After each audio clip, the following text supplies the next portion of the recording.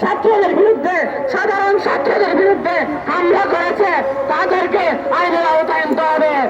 যদি আইনের আওতায় আনা না হয় বাংলাদেশের আরেকটা অগ্রভূতান দেখার জন্য বাংলাদেশ প্রস্তুত হচ্ছে।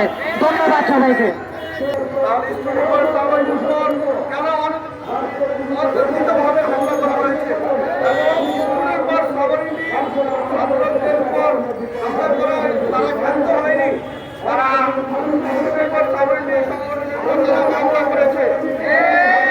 আজকে এই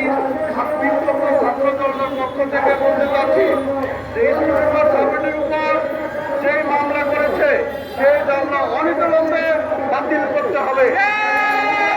এই স্টুডেন্টদেরকে এবং যাদের উপর গ্রেপ্তার এবং মামলা দিয়েছে গ্রেপ্তারদেরকে তাদেরকে জেলবন্দি থেকে তার মুক্তি দিতে হবে এবং যাদেরকে মামলা দেওয়া হয়েছে তাদের মামলা প্রত্যাখ্যান করতে হবে এবং হলো যে এনসিসি ভবনে রাখাল সহকারে বামপন্থী সভাপতি যে অতর্কিতভাবে হামলা করেছে তাদেরকে অনতিবিলম্বে গ্রেপ্তার করতে হবে। গ্রেপ্তার করে তাদেরকে আইনের আওতায় আনতে হবে।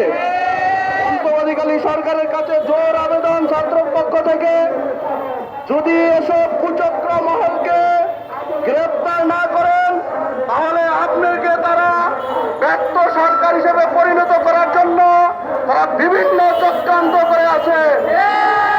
অন্তর্বর্তীকালীন সরকারকে আরেকটা বিষয় বলতে চাচ্ছি, 2.50 তারা বিভিন্ন শিক্ষা প্রতিষ্ঠানে আওয়ামী লীগের দোসরেরা চাকরি করতেছে।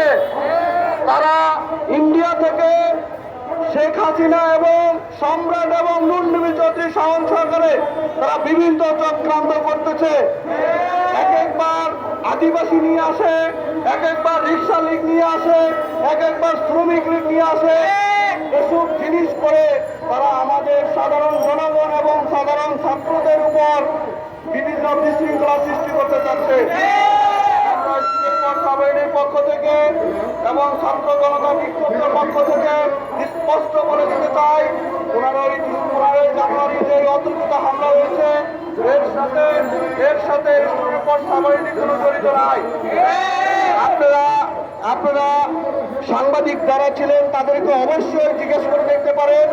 ওই দিন ছিল বাংলাদেশে বাঙালি যারা স্টুডেন্ট সাবরণী তাদের কোনো দোষ ছিল না। আপনারা প্রশাসনকে জিজ্ঞেস করতে পারেন, এদের কোনো দোষ ছিল না। কিন্তু রাখাল এবং বামপন্থী সভাপতি সমস্ত নাটকের গুরু।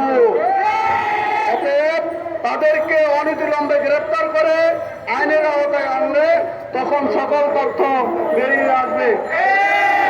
এই বলে আমি আমার সংক্ষিপ্ত বক্তব্য শেষ করছি।